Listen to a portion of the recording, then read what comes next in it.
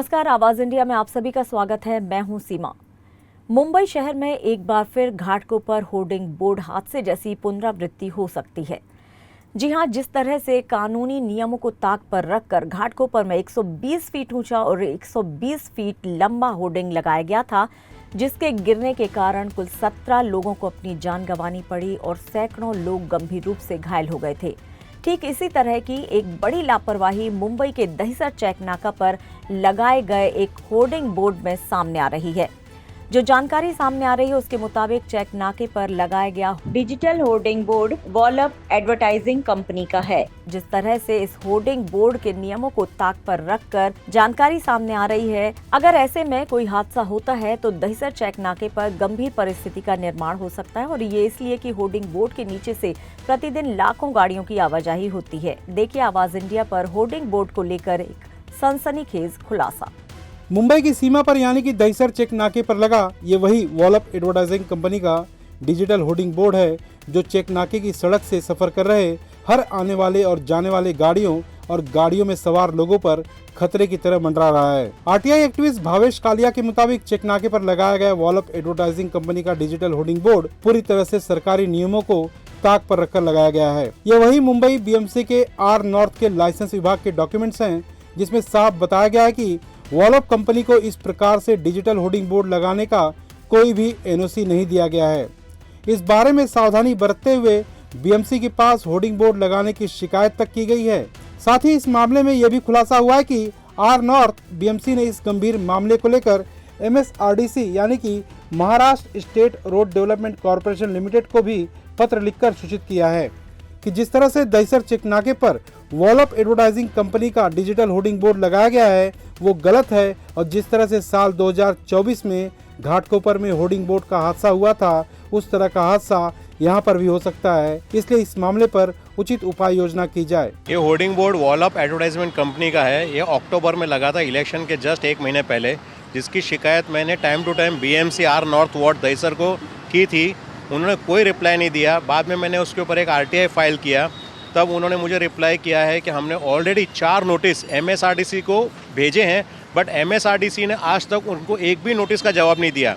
जबकि वॉलअप कंपनी के ऊपर BMC ने आर नॉर्थ साउथ वार्ड ने ऑलरेडी 6 प्रोसिक्यूशन भी फाइल किए हुए हैं, लेकिन BMC महकमा आराम से चलता है और ये होर्डिंग तब से धड़ल्ले से चल रहा है और ये किसी हादसे की वेट कर रहा है। इस पूरे मामले को लेकर आर नॉर्थ बीएमसी विभाग की तरफ से तकरीबन 4 बार MSRDC को ये अलर्ट नोटिस भेजी गई है।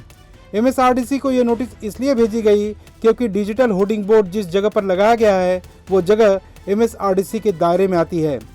बीएमसी ने मामले की गंभीरता को समझते हुए 4 अलग अलग तारीखों पर MSRDC को इस बाबत पत्र लिखकर सचेत किया है।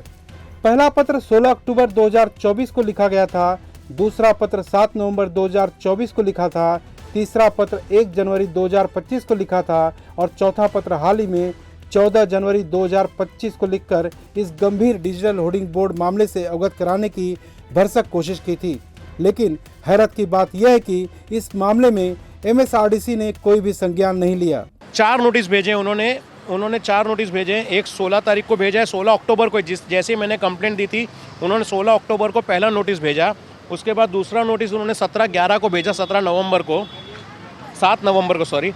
उसके बाद उन्होंने 1 जनवरी 2025 को एक नोटिस भेजा है और 14/1 को एक और नोटिस भेजा है। लेकिन चारों में से किसी भी नोटिस का जवाब अब तक MSRDC ने BMC को नहीं दिया है।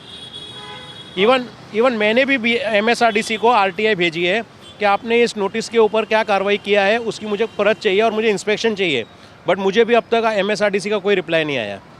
दहिसर चेक नाके पर लगाए गए ये दोनों डिजिटल होर्डिंग बोर्ड सरकारी नियमों को ताक पर रखकर लगाए गए हैं। MSRDC ने संबंधित कंपनी को कहा था कि इस बाबत परमिशन लेकर नियम के मुताबिक डिजिटल होर्डिंग बोर्ड लगाएं, लेकिन संबंधित कंपनी ने इस बाबत कोई भी परमिशन लिए बगैर ही चेक नाके पर यह दोनों डिजिटल होर्डिंग बोर्ड लगा दिए।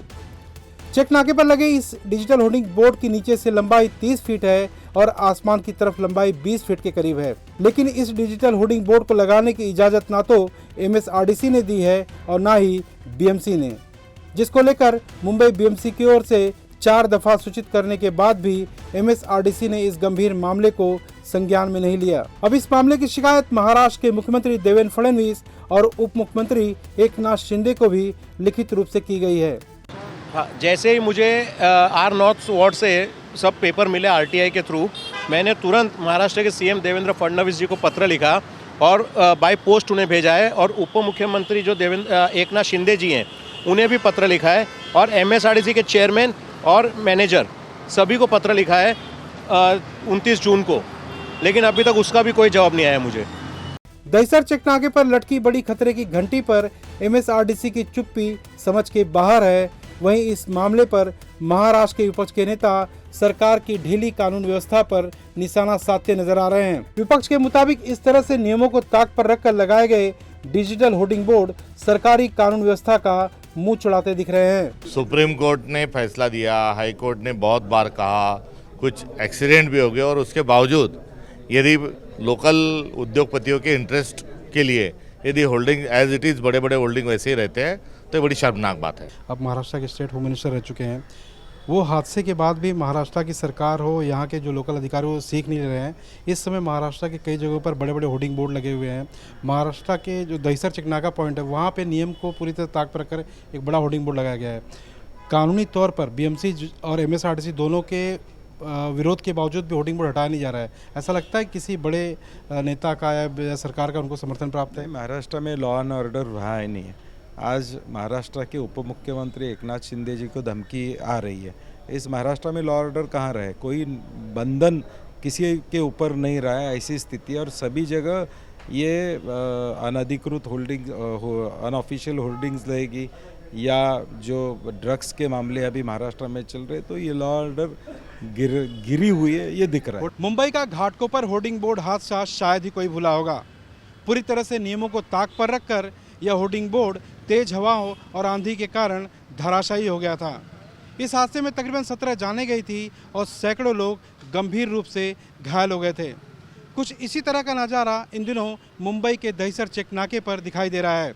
आरटीआई से मिली जानकारी मुताबिक दहिसर चेक नाके पर लगाए गए 2 digital hoarding board Wallup advertising company के हैं, जो पूरी तरह से गैरकानूनी रूप से लगाए गए हैं, और इस बात से बीएमसी ने भी इनकार नहीं किया है। लेकिन इस बात को लेकर बीएमसी भी कोई ठोस कदम नहीं उठा रही है और ना ही एमएसआरडीसी। अब ऐसे में कोई बड़ा हादसा दहिसर चेक नाके पर हो जाता है तो इसका जिम्मेदार कौन होगा, ये सबसे बड़ा सवाल है। कैमरामैन अमरीश लाड़ के साथ सर्वेश तिवारी, आवाज़ इंडिया, मुंबई।